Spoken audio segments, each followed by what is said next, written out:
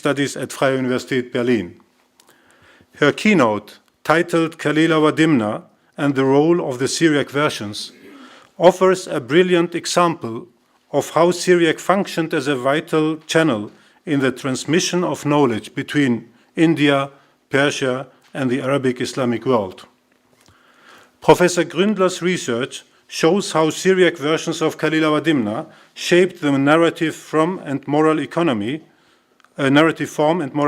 of one of the most influential texts in world literature, reminding us of the often invisible but indispensable role Syriac has played in global intellectual history.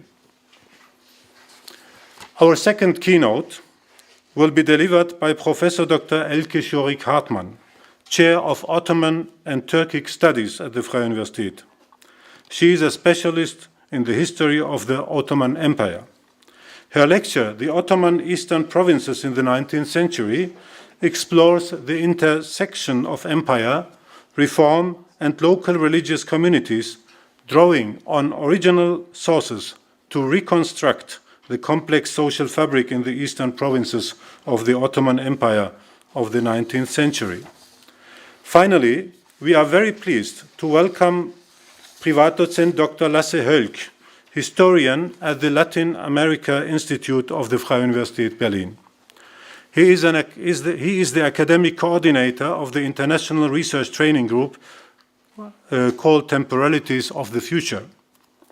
His keynote, Natural Selection, Small-Scale Indigenous Groups Between Extermination, Genocide, and Ethnocide, a global view from Latin American history, opens our third section with a broader comparative lens. By placing the SAFO within a global history of violence against small-scale indigenous and ethno-religious groups, Dr. Hölck will show us how the SAFO memory fits into global frameworks of historical injustice. Dear colleagues, we hope that this conference will provide a space not only for the exchange of ideas, but also for the strengthening of scholarly networks, the opening of new dialogues, and the deepening of our collective responsibility to preserve, study, and critically engage with Syriac heritage. Thank you for being here, and thank you for contributing your knowledge, your voice, to this important gathering. Let us now begin with the keynotes. For this part, we didn't plan discussion, so please keep your urgent questions to the reception at the end. Now, I would like, with your applause, of course, to invite our first keynote speaker, Professor Gründler, to open the conference with her keynote lecture. Please.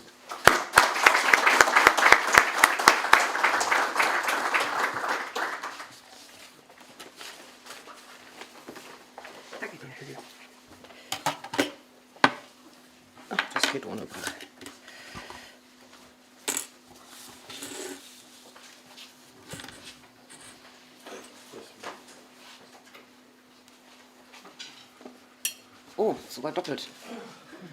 Doppelt hält besser. Ja, So. dann fühle ich mich ganz zu Hause. Sie dürfen Mit wenn Sie Winter. mögen oder hier. Okay. Hello and good afternoon, and I'm very honored to have such a broad audience to my topic, which I wouldn't say is a small topic. It is a rather big topic, but if you measure topics by the amount of their audiences, I think there is still space for it to grow. And my first thanks are to my colleague Shabo Talay, who has made Semitic studies at the Freie Universität a hub of fruitful and intense activities, not only as Semitic studies usually do in linguistics and dialectology, but also in cultural memory and also in literary studies. And this is close to my heart because I'm a bit of a closet Semitist. But let me tell you now a little bit about Kalila wa-Dimna, which I always describe to non-specialists, and I guess you know way more about it. But it has a number of firsts. In Arabic, we call this awail. I'm sure there's a matching Syriac category for this genre. It is And then I will talk about its nature as a fluid textual tradition, the Syriac versions, there are two, and then try to show you in an exemplary fashion how the Syriac has been used to help us understand more about two different chapters of Kalila wa-Dimna. The one is the chapter of the lion and the jackal, and the other one, the chapter of Dimna's trial. And I'll tell you more about these chapters as we get there.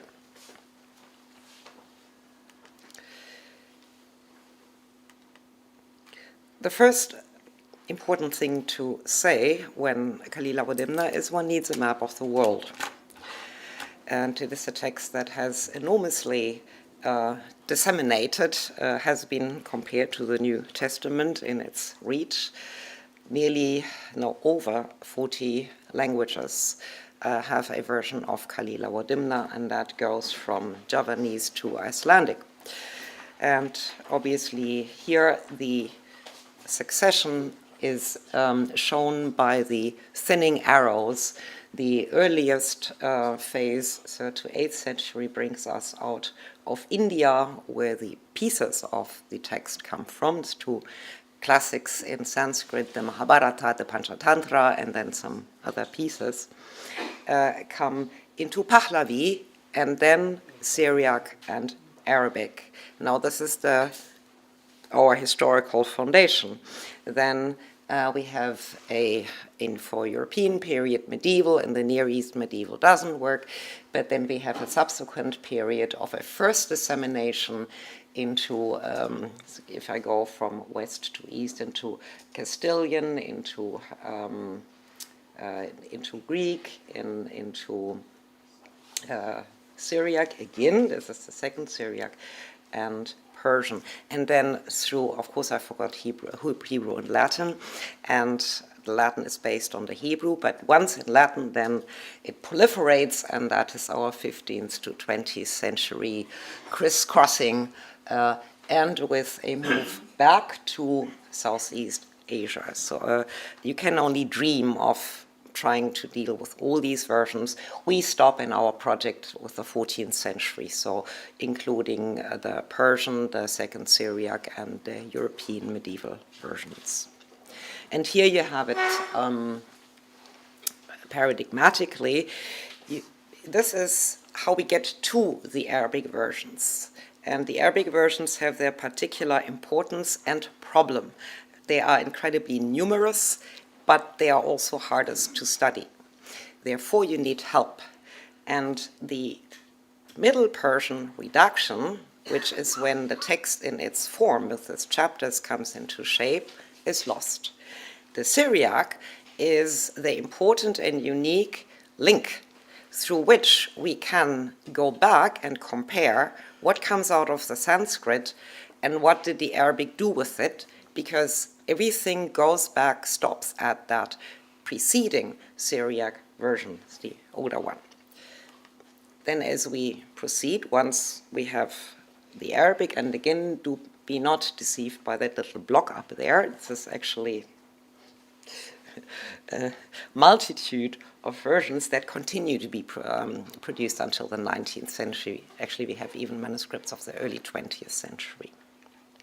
Out of Arabic, here, only the first phase up to the 14th century. You have a number of versions, the Younger Syriac, Greek, Persian, Hebrew, and also an Arabic versification. And this being an Arabic versification through the mnemonic technology, even though the manuscripts, they're still pretty old, 14th, 15th, but the text itself preserves more of the original formulation of the 12th century when it was composed. Therefore, it's a very early witness. And by the way, it's a versification, but a brilliant one. It doesn't almost add a word, and many phrases are taken from the prose versions. So it's not, you wouldn't call it hush, it's really very eloquent. Ibn Habadiya did a wonderful job. But here you see amongst the earliest versions based on the Arabic, again, a Syriac version. And this is very early, this is 10th or 11th century. Therefore, our Arabic manuscripts start very thinly with the 13th century, and then some dribble 14th, 15th, 16th, almost nothing, and then with force in the 17th. So the second Syriac version is again an important orientation point. What was already present in Arabic? There is no complete manuscript of Kalila wa-Dimna between its translation, redaction by Ibn Muqaffa, and we know that for sure, but we have no text, until the 13th century. So we have a black box, and in that black box, the Syriac is one of the earliest textual witnesses before we have European or other, the Persian versions, for instance.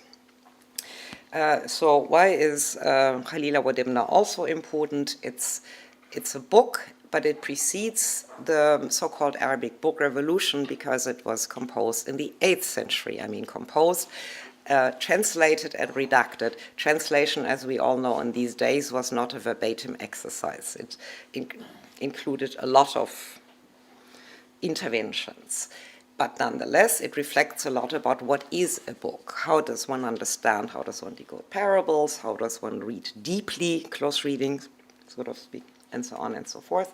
And we do have some early witnesses. These are fragments from the Geniza, either in Arabic. You see, it's already illustrated, so it was an illustrated book from the point go, and in Judeo-Arabic, so that is Arabic in Hebrew script. I should mention, of course, they also got Shuni versions of Kalila wa-Dimna later. Someone produced in Rome and in other places, and we've been able to sort them out. It was always considered an important cultural import. It was made for kings. It was commissioned by kings. It was imported by viziers.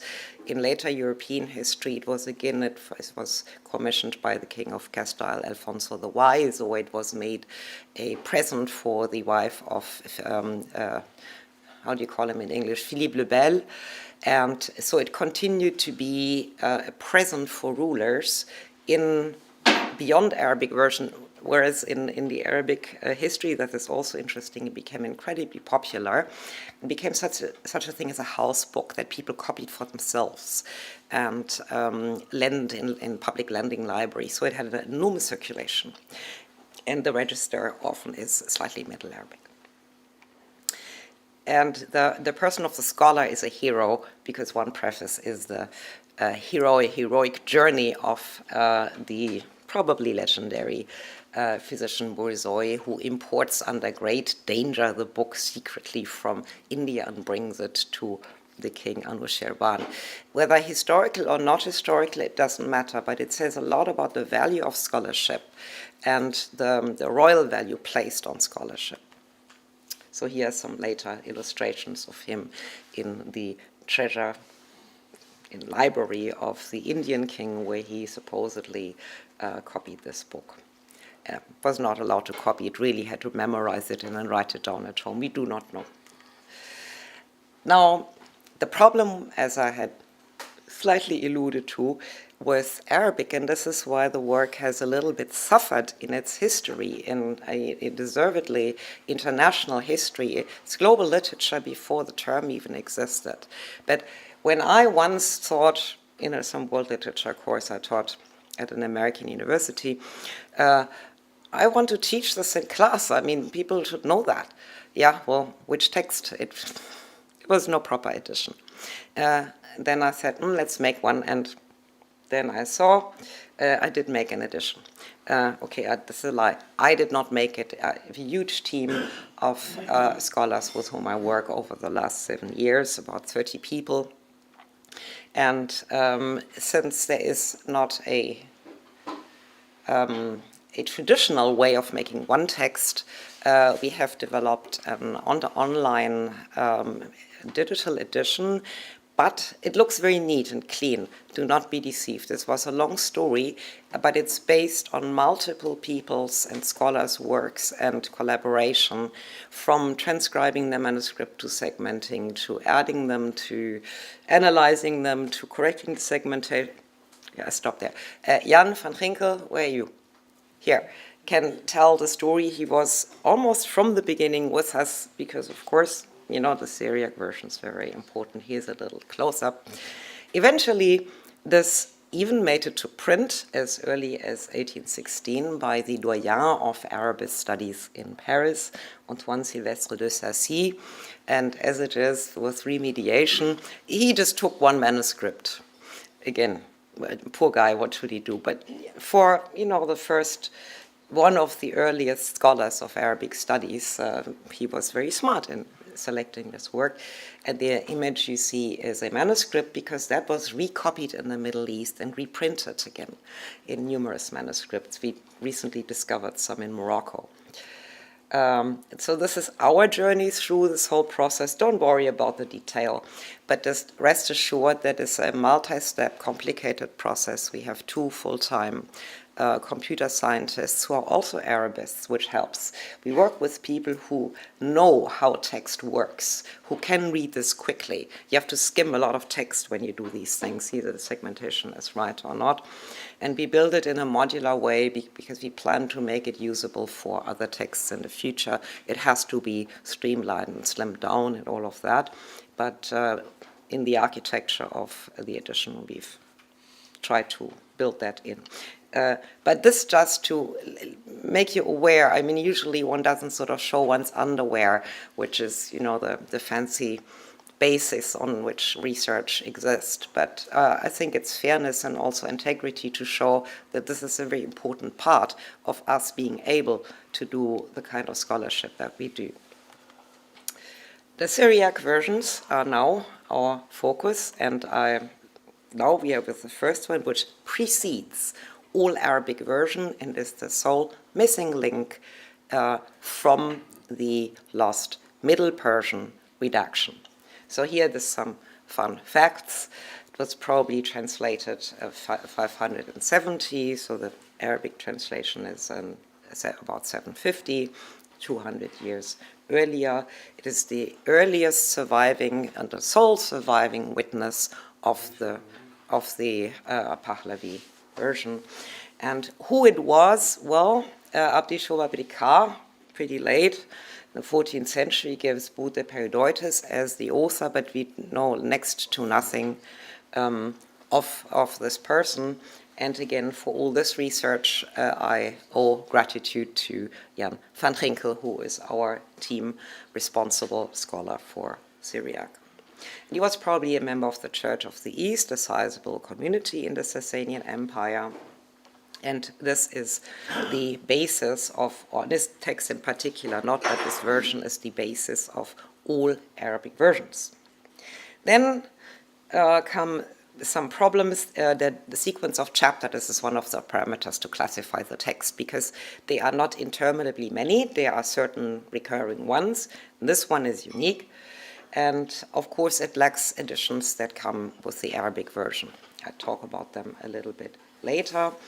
And it is for us of great value to gauge by comparison what rewriting happens in Arabic. The text itself has a sad story. The copy of 1524 is lost.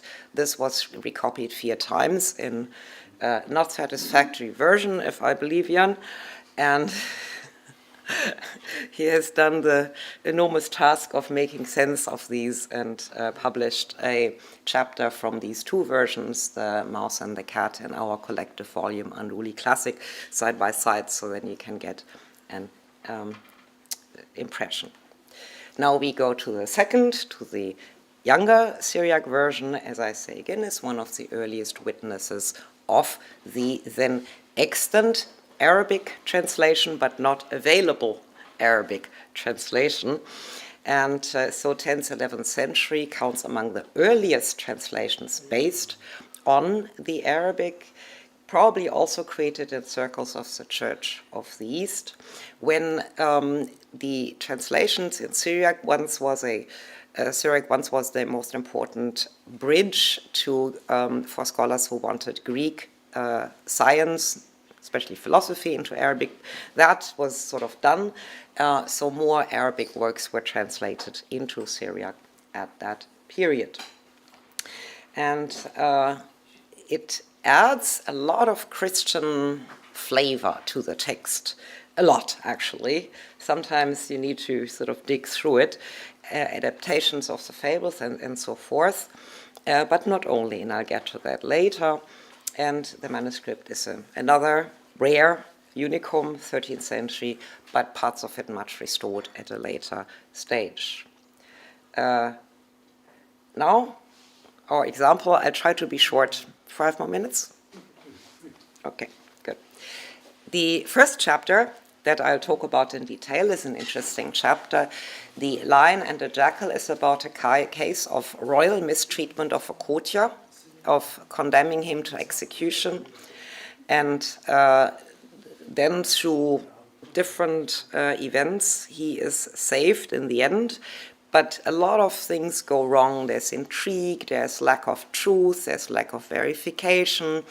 An important person in the plot is the lion's mother, who intervenes, and her role is different in different versions.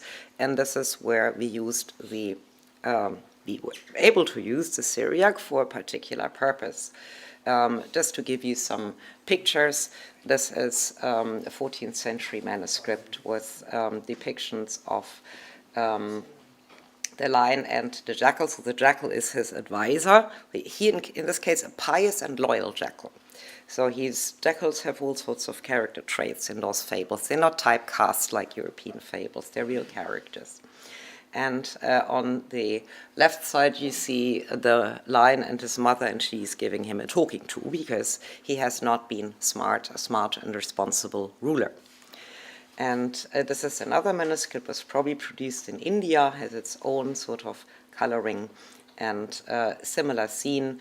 So lion and jackal, and the right side you see some jackals of the court who are the evil guys who plot against our virtuous jackal. Sometimes we don't have pictures, but still the little legends on the side still tell you what should have been in the picture, and we use the legends as well. We treat manuscripts holistically with everything on them because they tell a story themselves. Now this, don't get a culture shock, looks, when you take our edition, it has a function where you zoom out and only see aligned text blocks. So each of those vertical rows is a similar moment in the story. And that moment is either present in most of the manuscripts or not. In this chapter, we compare the chapters with the chapters, so they differ differently. This is the second level of difference. As far as the beginning story of how it all happened, the intrigue, more manuscripts overlap. But once it gets into the debates of the lion with his mother, who gives him a talking to and says, you should have investigated, you should treat people properly, you should investigate their character, and so on and so forth.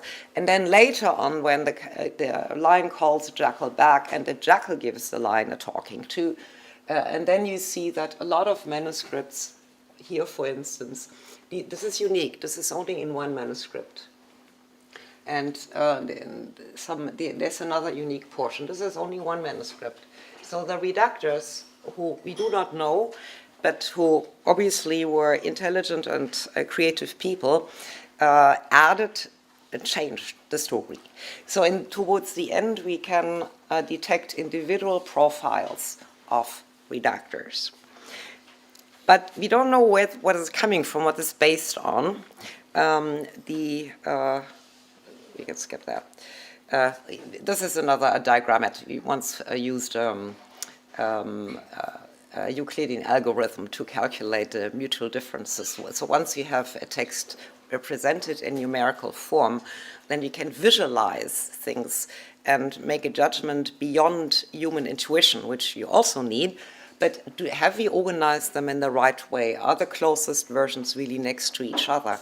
And how do you put a number to the degree of difference? And here, because those arches are very high, it means each version is very different from another one. In another, if you do the same thing with another chapter, the arches would be very low. So just anyway, so what does the older Syriac version tell us? And we compared it by taking for this chapter the Mahabharata chapter it's based on, and then the Syriac, and then a couple of Arabic versions to compare. And lo and behold, by having the Syriac, you can say a lot of things. The religious setting of the Buddhist tale, because in the end, the jackal goes to fasts to death and goes to heaven, refuses to be reconciled by the king. Trust broken is like glass, you cannot repair it. And this is precisely changed. And another thing is that the older Syriac version adds a lot of elements to the plot. The structure is heavily redacted, and the elements that are added make this a story about proper government. Reconciliation is made possible. The many passages are added to the ruler as a dutiful king who knows his advisors, values his advisors, and in case of a problem, selects carefully whom to bring back and reconcile and whom not. So the whole thing becomes a study of political pragmatism, also of ethical considerations. And in Arabic, you can see how the Arabic versions build on that and then develop it. So what you see in the Arabic is a continuation of the Syriac version. And I don't have time to go through it, but everything in brown, these are plot steps added in the Syriac, and in red, these are later plot steps in Arabic, and the bold ones are only in one manuscript. And you can see that the first big phase of alteration happens in Syriac that is not in the Sanskrit, and probably was in the Middle Persian. In the second, these are 3 pages. Just look at the colors. They're still sort of in the beginning phases, a lot of Syriac editions. And then towards the end, then the Arabic takes off when we have this discussion between the returning or not returning minister. The end changes. So this was one case, and the other case, maybe I'll be brief here, is the Dimna's trial. This is also a legal case, but the other way around. Here the party is really guilty. It is the jackal who destroyed the friendship between the lion king and his trusted advisor, the loyal ox. And Dimna caused the lion to kill the ox. In this chapter, which is written by Ibn Mukhafa, we have a reflection on this deed. I will not say more. We can over a glass of wine, we can discuss it further. Here you have an image of the 2 jackal friends or brothers. The evil Dimna is in prison, and his friend Kalila is visiting him. And here we have this is the trial scene. The leopard is here the head of the court. He's also the informer of the queen, and he overheard Dimna confessing, so he's an important person. And I think we'll skip all of this because we don't have the time. But Dimna's trial chapter is, after having read the previous chapter, which was already far more different from each other, then this one was an added surprise. It almost has no common ground. It touches on so many subjects, on justice, on legal procedure, on false confession, on true confession, on body and soul, state versus law, gender. There were so many things that could interest copyists. No wonder that they rewrote, and this is our edition, needed more manuscript than usual, so we go up to P. And the result, you can see, I will go for the next one. This is the barcode here, but you can see in this scene, in this scene we talk about, scene 1, where we have 2 almost mutually exclusive plots. So there are 2 groups who tell almost different stories. We haven't had that before. And this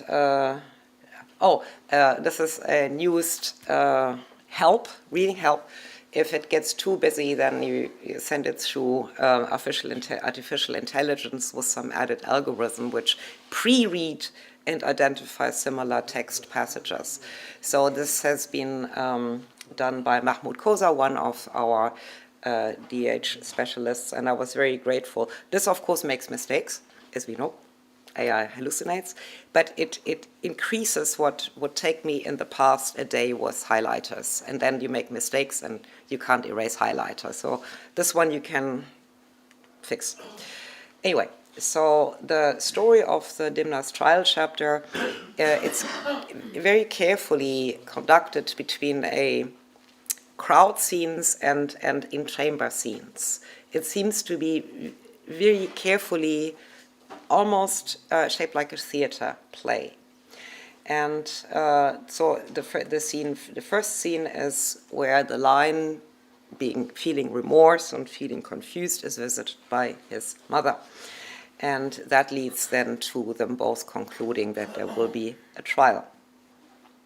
And in the second Syriac version, if you compare it with particularly scene 1, of course, large additions of discussion of Christian concepts, of morality, of guilt, of virtue, and so on and so forth, and peppered with biblical quotations, which add a completely different layer. So it's a much enriched text that, I have to say, we have not reached a complete wisdom about. We're still, in the middle of it. But the Syriac version is more than double the length of any of the Arabic versions, and they vary between 4,000 to 6,000, 7,000 words. So this is, we will see. I don't have the full chapter yet. So you can see the enormous expansions on both. So it is what we call a cross-copy. Somebody redacted creatively before adding all the Christian material. And then the other added benefit is they are unique, because we have the whole edition to compare. They're unique passages that only reappear in one Arabic manuscript. And if one passage is unique and then you see it in Syriac, you can tell, okay, he used a version of model also of that manuscript, and we can detect the versification of Ibn Habariya. We can detect 2 manuscripts from the Latin Continuum, both very early, and finally another cross-copied manuscript from the 14th century. So although these are centuries later, but since the Syriac reproduces unique text passages, it antedates their versions by a couple of centuries. I think this is all I can tell you in this short moment. I don't want to overtire you, but if there are any questions, I'll be around later and I'll be happy. And of course, our editions online. And again, thanks to Jan for all these years having me supplied with wisdom on Syriac.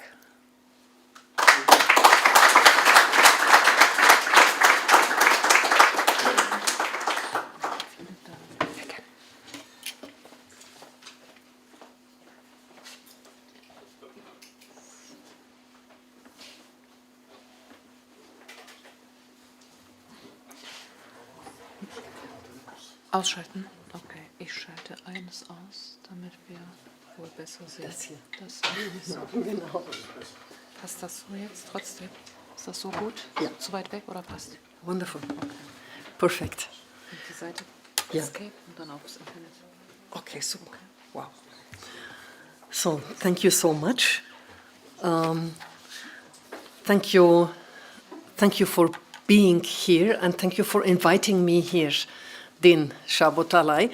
I'm really honored to participate in this conference and to having been invited to give this talk and you will soon see why. Because me as an Ottoman historian, usually when you are trained as an Ottoman historian and you do Ottoman history of the 19th century, but also all the Ottoman history of the centuries before, the first thing you go as an Ottoman historian, you read Ottoman chronicles. That was the classical thing. And of course, all these chronicles, they were produced at the Ottoman court in Istanbul. After a while, and especially after the 1980s, and even more so after the 1990s, the huge Ottoman State Archive got accessible for scholars and international scholars. So Ottoman historians, what they do, They are trained as historians, they learn how to read Ottoman at least a little bit, and then they run to Istanbul and enter this huge cosmos of Başbakanlık Osmanlı Arşivi. But again, the Ottoman State Archive is a state archive. And the documents there are produced or were produced by the central government in Istanbul. So what is an archive and how an archive is composed is a very important question to be asked by historians. It is not a given fact that we believe in archive and there are our sources, and whatever we find there then contains the history worth telling. It is one specific perspective. And what comes to the Central State Archive, with the emphasis on central state, is only what matters the central administration. And you have included a very specific and very subjective perspective. So after a while, and again with a turn in historiographical practice after the 1980s, 90s, historians, and mostly historians of Europe, they started to include other types of sources into their historiography, being aware that central state archives, be they for the Ottoman Empire or for other empires and other states, reflect only a very small portion of what we can consider as history. And history is much broader and much wider, and we should include a broader variety of sources. And the same, of course, holds true for the Ottoman Empire. So we are in search of additional sources. But, of course, for Europe, the European countries, and also Central Europe, or let me take as an example Germany, has witnessed a quite tremendous amount of war and destruction, as do our regions, the regions of the Ottoman Empire. But in Germany, again, just as an example, and you can expand it to other European countries, there was an awareness of the importance of archive.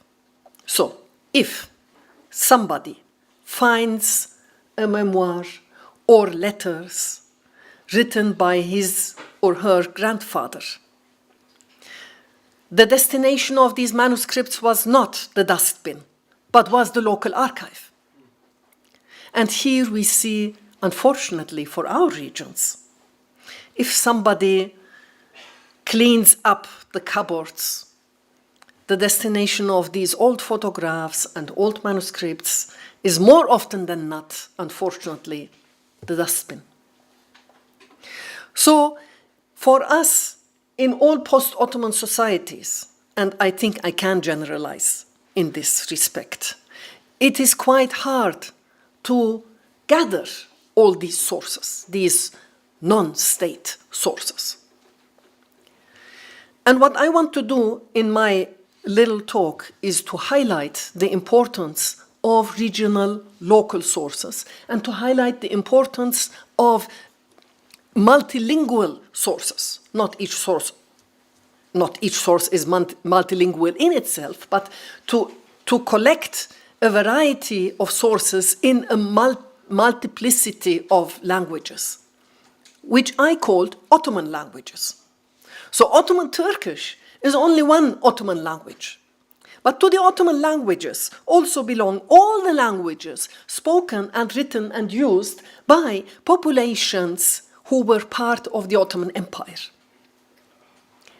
So, what happens if you use only Ottoman Turkish languages from the Ottoman Central State Archive?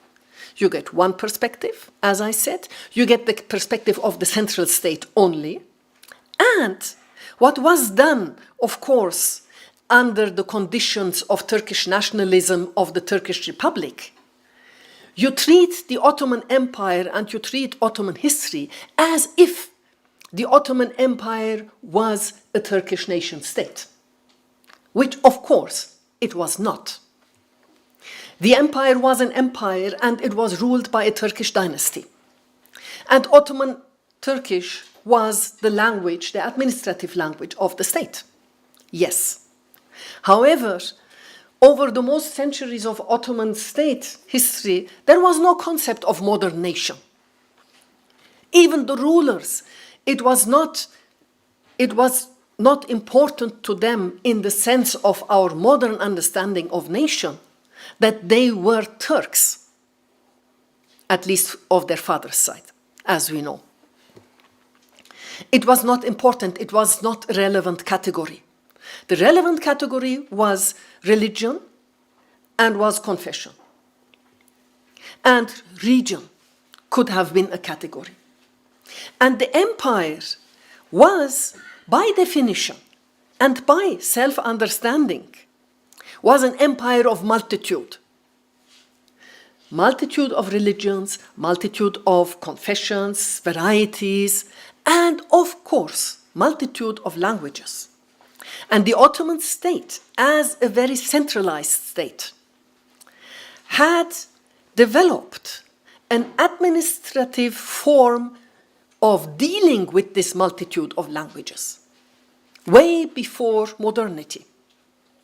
The Ottoman Empire, almost from its beginnings, had found a way to deal with the multitude of languages used within the empire, and by growth, and I put this map to you and I will come to it later, by growth, there were more and more languages included into the Ottoman realm.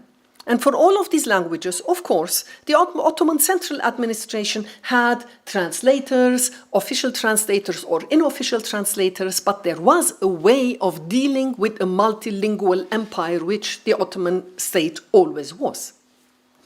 Now, let us have a look at the Ottoman Eastern provinces, on which I want to focus. And I brought you this map to see how the Ottoman Empire expanded. So you see the Ottoman expansion from the darkest region in Western Anatolia, and all of you know, I'm sure. Then the Ottoman Empire expands to the west, to Europe, and to the east. But it is only this dark, is this a pointer? Yes. And how do I, oh my God, I'm so ignorant. What you see is, muss ich hier drauf drücken? Erstmal anmachen. Genau. Ah, und dann? Okay, wonderful. Thank you. So, you see these dark colors. For the longer time of the Ottoman expansion, it is Western Anatolia, and then you see that it goes to the east, but only to the northeast. And this is due, I don't need to explain to most of you, this is due to geography. Because it is easier to conquer the lowlands, and it is very difficult to conquer the high mountains. So here you have a high mountain range, the Taurus Mountains. Oh my God, it's difficult for me to show you, but the Taurus Mountains, you see them. And you have here what was usually called the Armenian Highlands. And this is high mountains region. So it was very difficult to conquer, and therefore you see this Western Anatolia with and going to a little bit of northeastern part, and then the eastern provinces, the Ottoman eastern provinces, this in lighter color, they were only conquered, but only, they were conquered in the early 16th century. There was 3 very important battles. At the beginning of the 17th century, one was the Battle of Chaldiran, which is in Kurdistan and which is here. And in 1514, the second very important battle was the Battle of Marjdabik in Syria, which opened the way to the historical lands, the Syrian lands, and then a year or 2 years later, in 1517, close to Cairo, which opened the conquest for the Arabic lands. So for us important are the Eastern Anatolian or Eastern Ottoman provinces, Anatolia, Mesopotamia, highlands of Armenia, Kurdistan, whatever you want to call the geography of that region. when it was conquered, the Ottoman Empire lived its heyday. It was the ideal state for European thinkers, intellectuals, like they highlighted the Ottoman Empire like we should be like the Ottomans. Which means a centralized and very splendid and expanding empire with a formidable military structure, which was the terror of the Europeans. In the 17th century, the world experienced one phase of globalization. It was a century, of course, or the 17th century bore the fruits of European expansion and European exploration, and of course, the incorporation of the Americas into the realm and into the economic realm of the old world, which meant which affected directly also Ottoman statehood because it affected Ottoman economy and Ottoman finances, based on a currency which was based on silver, and with the enormous influx of American silver, the Ottoman currency was directly under pressure and was and lost value, and that had like a cascade effect on a number of issues in Ottoman state organization, Ottoman military organization, because they were paid in money, and so everything had to change, and that's only one factor. But I highlight this factor just to demonstrate how developments in a completely other part of the world affected Ottoman state. So it was in older historiography and alongside Ottoman chroniclers and Ottoman princess advices of that time, of the 17th century, it was portrayed as a period of decline. Because they realized, oh, something is going wrong, we are losing, we had an ideal order, and something now changes, and we don't know exactly what, and they framed it as corruption, and they advised we have to change something. Whereas modern historiography doesn't frame it as corruption or as decline, but tends to reframe it as merely a period of transition. A multifactored period of transition. Here you see one first example of what happens if you only look at one kind of sources and then you just uncritically take over their narrative. Then you end up seeing corruption where corruption was a factor, but other factors were more important. The 18th century was a century in the Ottoman history of decentralization. And this is important for our regions, for the eastern provinces of the Ottoman Empire. As I said, this high mountainous region, difficult to control by a central state, which the center of which is very far away. So what evolved, as you know, were Kurdish principalities, like in the population mixture in this region, Muslim and Christian, a variety of Muslim faiths with a variety of Christian population groups, and I spare me time to name all of them. The Kurds, Sunni Kurds, were those who were who were the dominant group in the sense of ruling. They established the principalities, they had the fighting powers, they were the allies of the Ottoman state, and so they established their principalities. But by establishing these principalities, they established regional rule.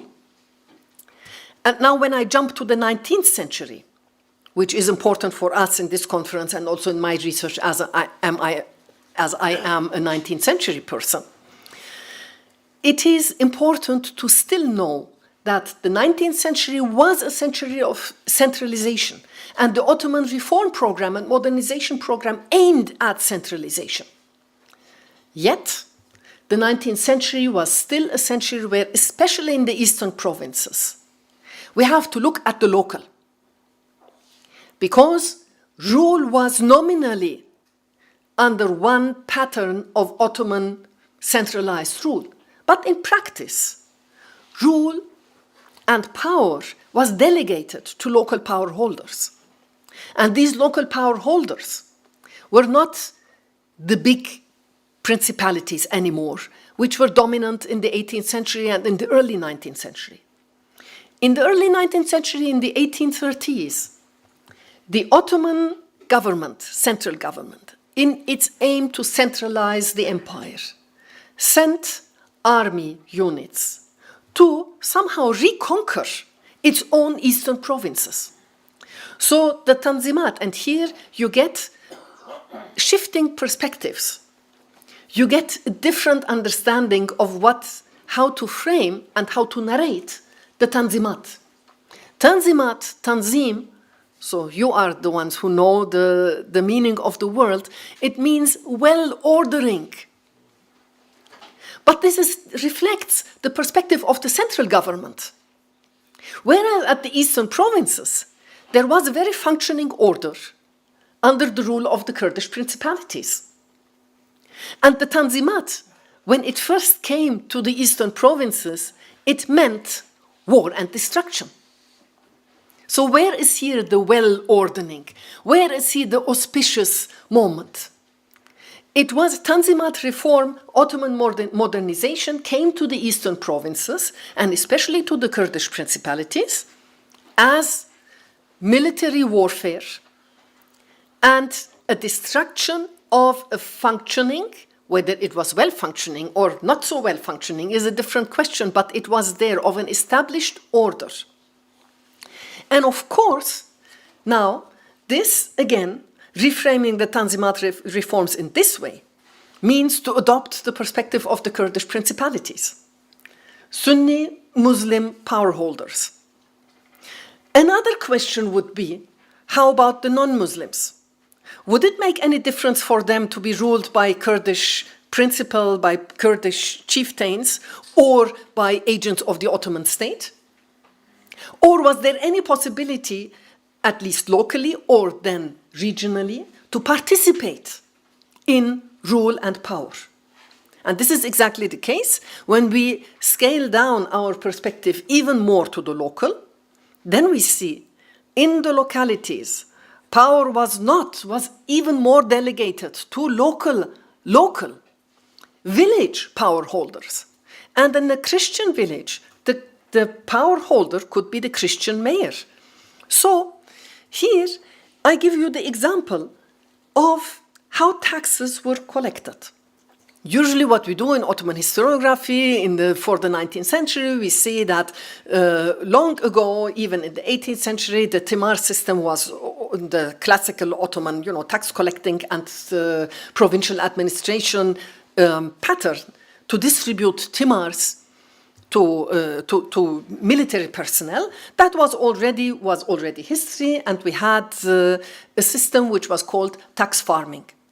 So we have tax units that could be a village, let's say, for example, a village, and then tax farmers that was auctioned, and then tax farmers would buy the right to collect taxes, and then they would collect taxes. So this is what we know, and this is what we know from the usual centralist set of sources. But then, what is happening in the provinces and what is happening in a specific village in, let's say, here in the utmost east, somehow in either here or here, doesn't interest the central government in Istanbul as long as the tax or the share of the tax which belongs to the central government reaches Istanbul. So, what you find in the central government's archive, in the Başbakanlık Osmanlı Arşivi, is only if there is some disturbance in a larger scale. So, whenever you find for the late 19th century, when you find documents concerning, let's say, a population group like the Armenians, who were a second majoritarian population group in the eastern Anatolia provinces, you usually find adjectives close to them, like the rebellious Armenians, the non-obedient Armenians. Because otherwise the Armenians who were just living their day-to-day life and were paying their taxes would not appear in the documentation of the central archive. Because as long as they don't produce problems, why should the central government in Istanbul report about them? So they report only if there was turmoil. If you only look at the Central Archive, you conclude very falsely that the Armenians were always troublemakers and they were always spoiling the good order, but of course it was not the case. Now, to understand what was happening and how the power structure worked, how the taxes were collected, and I'm choosing these examples because obviously in using Armenian sources or I'm picking the example of the Armenians because I am doing a project together with colleagues, of course, using Armenian sources, not only for the rewriting of Armenian history, but also to contribute to Ottoman history. So the project is called Hushamadian. We produced one volume. It is also a website, and I will show you the website. Maybe you can do, thank you so much. And here you can see at one example what happens if you use local sources and use the sources of the population group and use all the sources in all Ottoman languages. So what you can do now with this website is we collected systematically Armenian sources for the Ottoman provinces. And now you can go in the website, you can go like either you are interested in a certain region, then you go to the maps and open the maps and look at the Ottoman provinces again, and then you can click on one specific map, and then you can pick a province. For instance, you are interested in this province, and then the map goes. And all this is already historiographical work driven from Armenian sources, because the specificities, how the villages were called, all these villages were renamed. It is a historiographical work based on Armenian language sources to identify the villages. And then, of course, obviously, Armenian sources tell you a lot about schoolings, about local culture, about Armenian, maybe local dialects. These are obvious. But they also tell you what happened when a state tax collector came to the village, to continue on this example, to say, let's say, a village in the region of either this region or in this region, Diyarbakir, here you see Palu, and in this region of Palu, we have one very important Armenian source from the late 19th century who describes everyday life in a village in this region.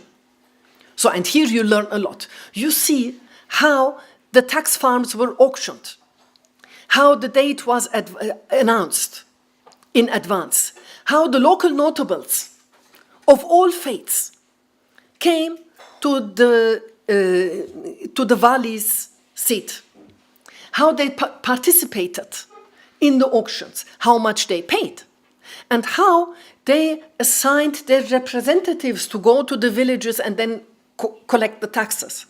How this representative came to the village. The village prepared a huge amount of food, slaughtered animals, to just, welcome this guy and to let him, feel marvelous in the village and enjoy their hospitality in order to negotiate maybe a lesser rate of taxes. What happened then if the negotiation fails? Then, of course, the representatives runs back to the Ottoman provincial governor and asks for some help, and then that representative would come back with a unit of Ottoman police from another province, not to be too close to the villagers, and then, beat up the Mukhtar and beat up the local village notables and negotiate at the end a high rate of taxes. So you learn all of that of local sources. You never learn any of this in using the Başbakanlık Ottoman Central State archives. So to learn about everyday Ottoman life, to learn about Ottoman economic history, the day-to-day functioning of Ottoman rule, how it was in specific detail, you learn if you use all the sources and all the perspective. And this is why it is so tremendously important to understand Ottoman history better, not only the local. And in your case, it's not only about the Arameans, Assyrians, to understand your heritage better, but to contextualize it into the Ottoman context, because the Ottoman context is there. It's part of the history. So what we did with the Hushamadian project, we tried to close a double gap. One gap was Ottomanists are not looking at the so-called minorities. And even the term minority reflects a central state perspective. Because in Tur Abdin, the Arameans are not a minority. They are a majority. In the village, the villages are... Yes. So what is it to talk about a minority? It is a matter of perspective. If you look at the entirety of the Ottoman Empire, yes, the Armenians are a minority, the Arameans are a minority. If you look to specific regions, they are not.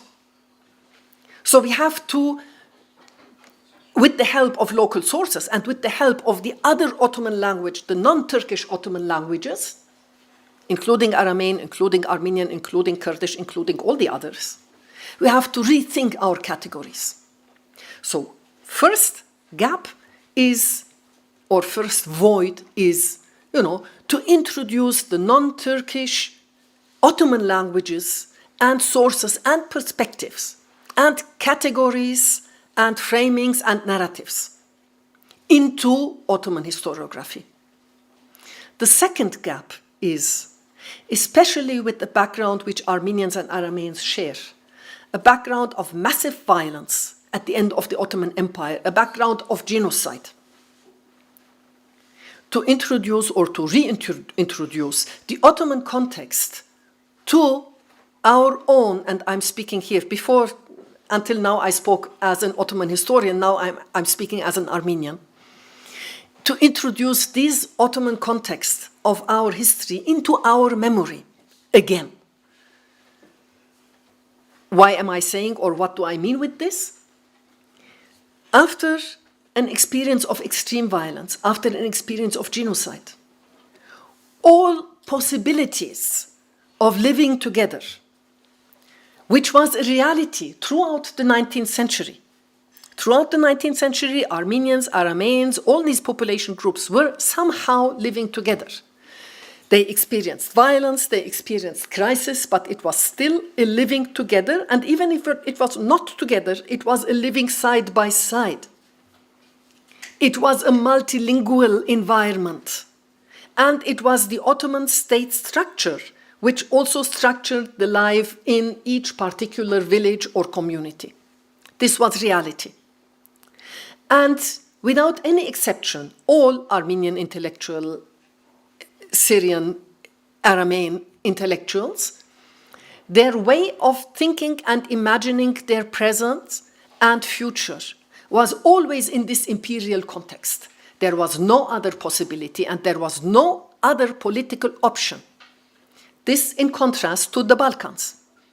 In the Balkan region, there was, in the 19th century, with the emergence of nation-states, there came up another political option.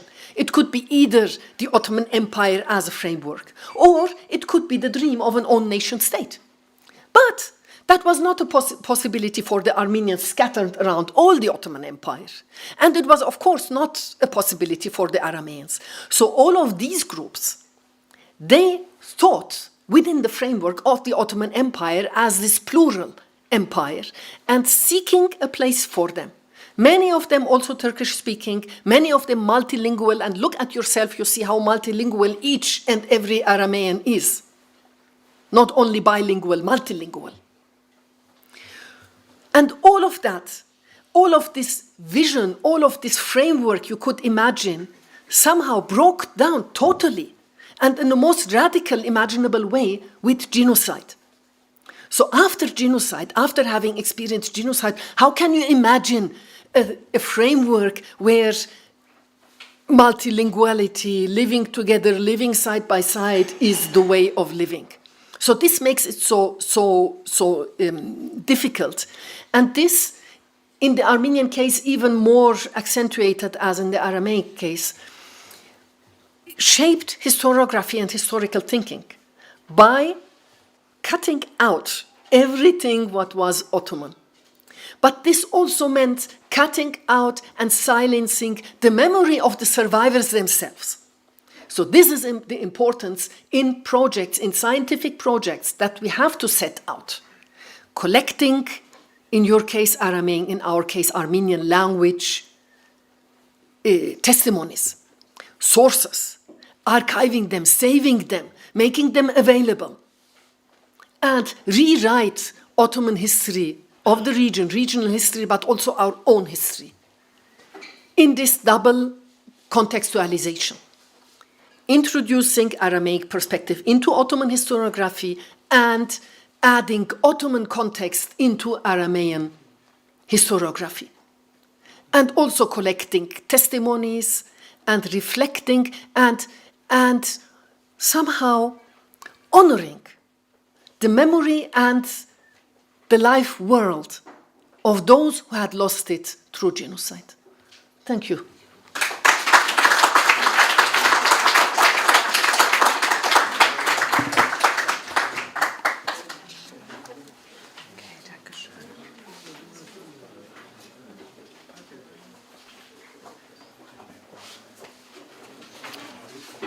Achso, Sie können das, glaube ich, gar nicht benutzen. Ah, doch. Ja, wie Sie möchten. Hiermit, Beides ja? geht, ja. Okay. Da, also, genau. Sie sehen die nächste Folie nicht, weil das eine PowerPoint-Präsentation ist. Ach so, okay, aber hier vielleicht, ne? Nee, die nächste Folie, das ist ja eine PDF, Ach so, deswegen können ja, Sie die nicht sehen. Das ist okay. Thank you very much for having me here. Thank you very much, Mr. Dean Talai, for inviting me. I have a very exotic. I'm also a little bit too tall, maybe for this.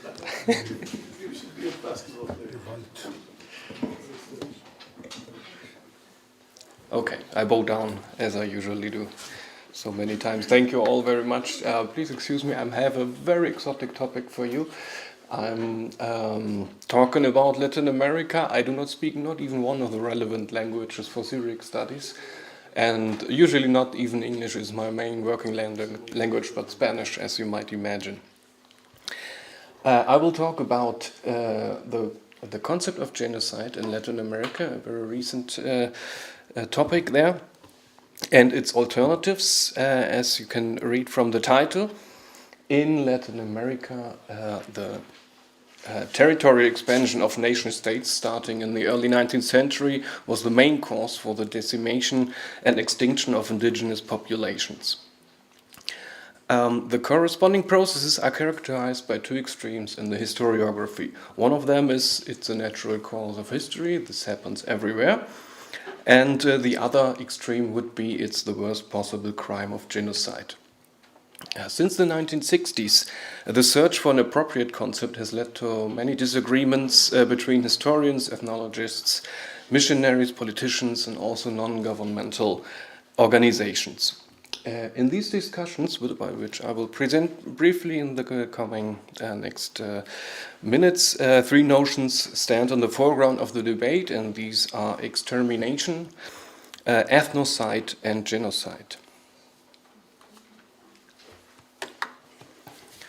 Since the late colonial period, and increasingly since the mid-19th century, extermination has repeatedly been proposed as a solution wherever the coexistence of indigenous people and European-derived populations proved problematic.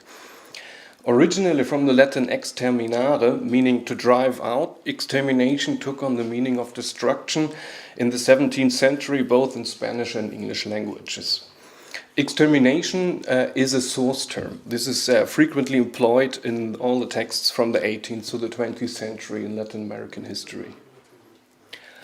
The concept ethnocide was introduced in Latin American studies in the 1960s by a French ethnologist, Robert Jolin, based on his research on the Bari hunter-gatherer groups in the border region between Colombia and Venezuela. In his book White Peace, He intensely describes how the Bari culture is being destroyed by supposedly well-meaning measures employed by state agents, missionaries, and also non-indigenous citizens or transnational company employees. Jolene defines ethnocide as simply as the negation of the other as a consequence of the spread of state society. The Brazilian anthropologist Eduardo Viveiros de Castro recently took up to Jolene's remarks and proposed an own reading of the term ethnocide as the transformation of the indigenous people into the poor underclass. According to his notion, ethnocide seeks to wipe out the people as distinct socio-cultural community. Within this definition, genocide would be just one of the most effective ways to commit suicide, to commit ethnocide, but it is not the only one. Many authors of genocidal studies equalize ethnocide as cultural genocide. And oftentimes one can read criticizing the absence of the cultural dimensions in the UN Convention of Prevention and Punishment of Genocide. The main author of this convention, Raphael Lemkin, had originally conceived genocide in a much broader terms. But this convention would probably not have been concluded without compromises and would not be nowadays one of the most widely accepted treatises in existence.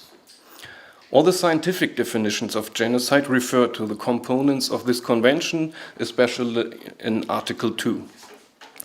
The convention has been legally binding only since 1951, and it cannot be applied retroactively.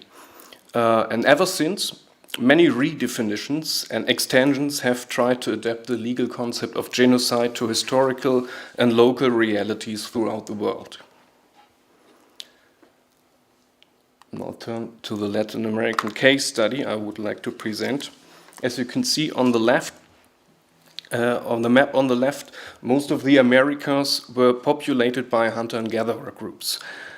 Spanish colonial rule was only effective in those regions that you see here in green and red, where the people were settled, already practiced agriculture, and had a state-like or hierarchical form of society. Most of the remaining regions of Spanish America were mission areas that had hardly been penetrated. The first challenge for missionaries there was usually to introduce agriculture and encourage people to settle in permanent villages.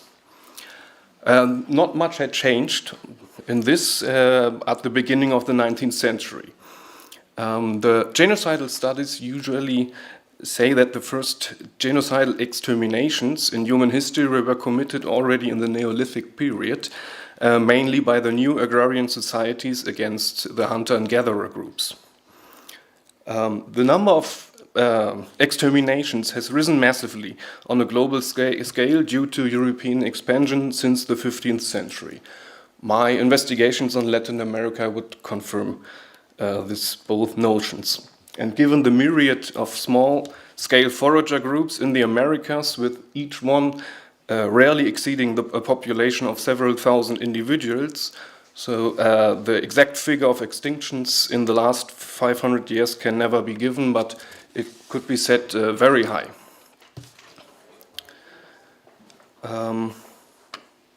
Soon after the independence of Latin American states in the 19th century, a national discourse of exclusion of indigenous groups prevailed everywhere in Latin America and was put into military practice.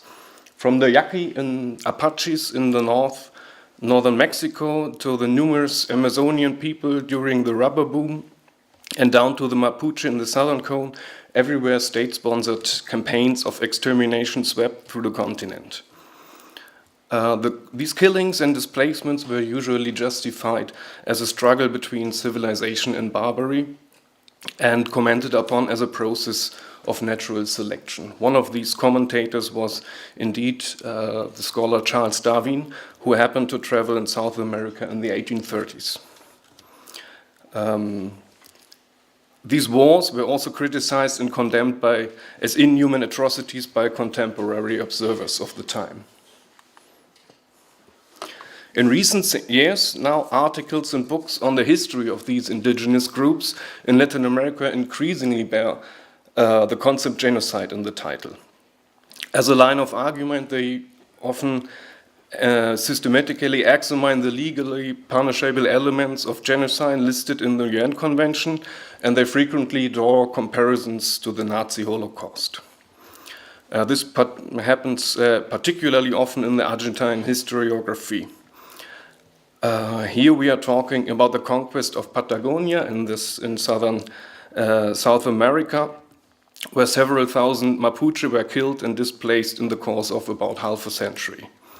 Very generally, and in comparison to better known modern genocides or historical genocides, we are talking in Latin America of a very reduced number of killings if compared, for example, to Rwanda, Cambodia, or also historically genocides as the Herero in German Southwest Africa, or including the Armenian genocide in Saifo in the Ottoman Empire.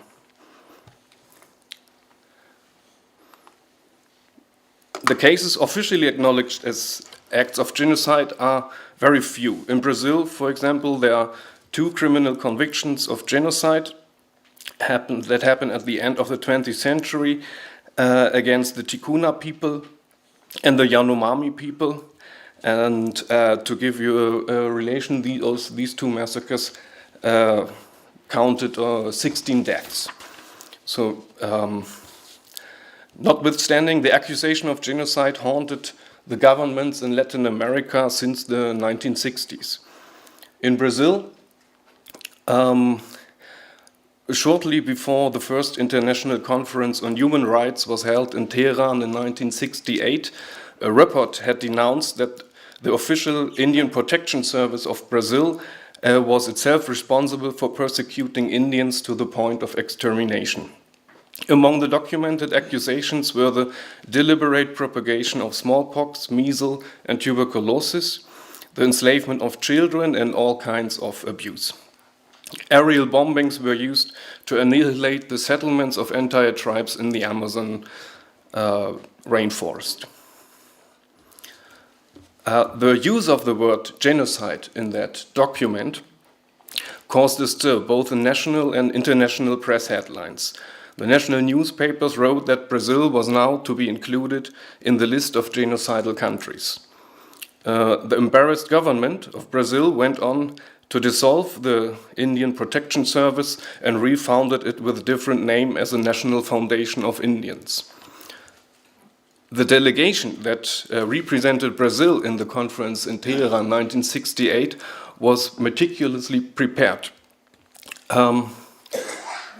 All the diplomats that were sent to Tehran learned that they had to confront and counter accusations of indigenous genocide by the main argument that there was a lack of special intent on part of the perpetrators to exterminate an ethnic group as such. As genocidal studies known, this is the most common line of argument to deny a genocide. Then in the Tehran conference, by the way, the whole conference passed without any attention to the Brazilian case. More attention was paid to the Paraguayan case when in 1973, this is the time, 60s and 70s, when the genocidal accusations started to become multiply in international discussions. There was a report published by the International Workgroup of Indigenous Affairs with the title "The Aceh Indians Genocide in Paraguay." It accused the government of standing idly by while the Aceh people were being exterminated since the 1950s and for allowing the army to carry out extermination campaigns against the Aceh. The report stated that slave auctions took place in eastern Paraguay, where children in particular were sold. In the Aceh's territory, poison food was laid out as a bait, and at the time of the publication of the report, the population was estimated to have been decimated from a few thousand to around 900 people. Also, this case attracted considerable international intention. Articles appeared in the Washington Post, New York Times, and British Sunday Times magazine. 1 year later, 1974, it was heard before the Inter-American Commission on Human Rights. In response to the allegations, the government of Paraguay established an agency for indigenous policy to prevent further of these massive attacks. The use of the word genocide was, as so many times, avoided in public. In the Commission's meetings, the neighboring countries, Brazil and Uruguay, rejected the accusation of genocide. Also, the United States, Great Britain and Western Germany rejected accusations of genocide in this Paraguayan case. A report commissioned especially for this accusation by the US government concluded in 1980 that no planned genocide had taken place. Main argument line again was there was no special intent in exterminate an ethnic group like the Aceh. This case was finally closed in 1981. In the aftermath, the NGO Survival International, who published the report in the first place, was criticized by another NGO for misusing the term genocide as a rhetorical red flag, and thereby devaluating the concept of genocide. These justifications and accusations continue indeed until the recent years. The Aceh case was reopened in 2008 by a Truth Commission investigating the Paraguayan dictatorship. And according to this report, between the 60s and 70s, 70% of the Aceh population were victims of persecution. In 2013, this Truth Commission concluded that no intentional genocide could be proven. This denial of genocide against the Aceh is the only point in this report in which the Truth Commission confirmed one of the regime's self-justifications. Today, the Aceh have legal access to 7 areas located within their former territory, as you can see on the map. This area corresponds approximately to 1% of the original territory. Since the 1970s, most of the remaining areas have been cleared and planted with soybeans. These 2 cases demonstrate both the power and also the considerable potential for conflict inherent in the concept of genocide. Today, it is no longer possible for the Aceh to live as hunter and gatherers, meaning that their culture has been largely destroyed. At the same time, the political activism of the Aceh points to the resilience of vulnerable and small groups.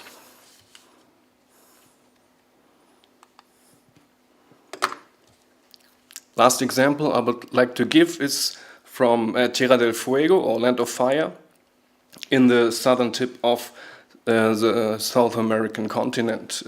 This region was very rarely visited by European ships during the colonial period, and apart from a few encounters, these populations living there remained untouched by European expansion. After the independence, this area was separated between Argentina and Chile. In order to make the region economically profitable, sheep were introduced to Tierra del Fuego. For the Selknam, a hunter-gatherer group, the sheep were regarded as common prey. For the sheep farmers, the animals were private property. The sheep farmers then paid bounties for each Selknam that was killed, and several adventurers from Europe who came to the region hired out as Indian hunters in Tierra del Fuego. As elsewhere in the Latin American examples, contaminated food was laid out to poison hungry Selknam people. Indigenous prisoners were executed in mass shootings, and women were subjected to brutal violence. Of an estimated 3,000 Selknam in 1881, only about 300 were still alive in the 1920s. According to official history, the last Selknam woman died in 1974. But the self-identification of descendants of the Selknam did not end with this date.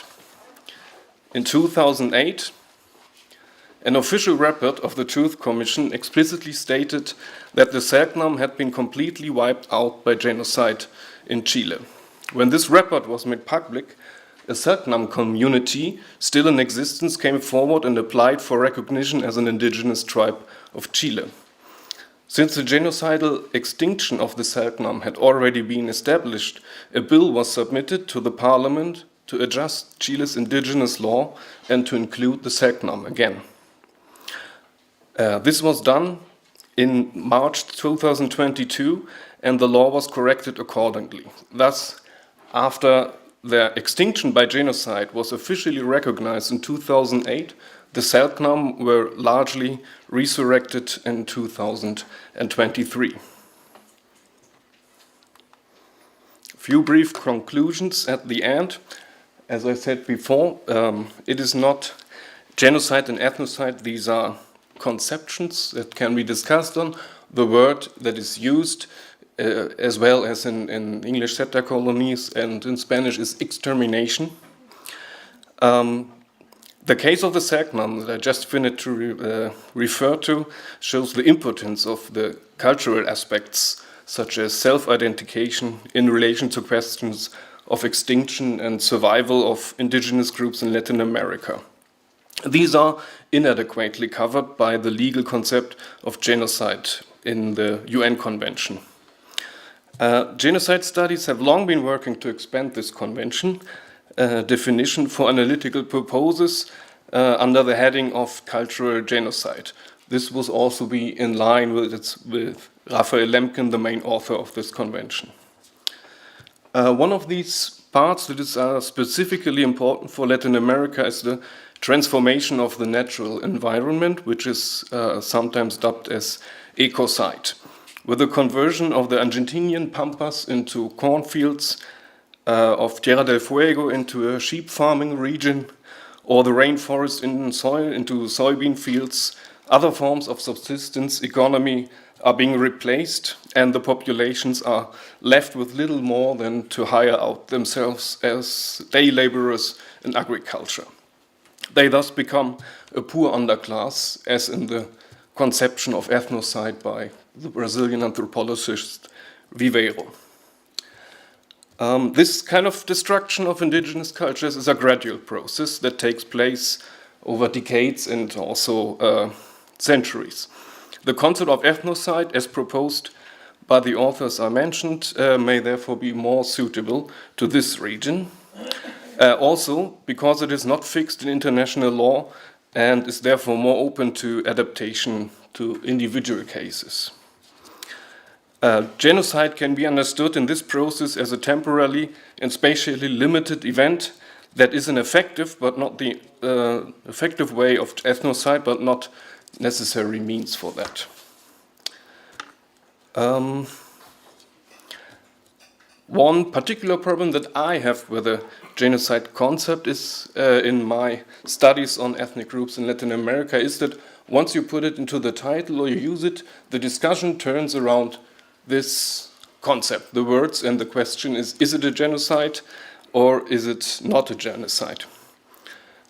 So this term will inevitably spark discussions about its correct usage and thereby, or at least in my case, distract attention from the actual topic, which might be the history of an indigenous group within a national society. On the other hand, the cases of Brazil and Paraguay show that the term genocide has been of historical significance in Latin America, because one must ask what might have happened if the red flag of genocide had not been waved in the 60s and 70s. The immediate attention generated by this invocation of international criminal jurisdiction led to criticism of the appropriate use of the term, but it also prompted a rapid change of the policy which prevented worse from happening. I think here I stop my presentation. Thank you very much for your attention.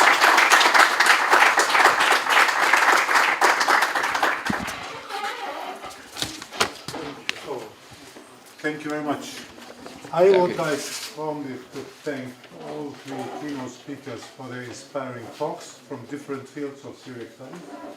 And finally, actually, we could think there are some parallels between the ethnocides or extermination of indigenous people in Latin America and of us as being the indigenous people of the region where we used to live. So we could try to find parallels and study it. So thank you very much for wa-Dimna, thank you very much for the history of the Ottoman Empire, and thank you very much for the genocide study. Now we declare the reception open outside, so we can talk outside. Thank you. Thank you. Na na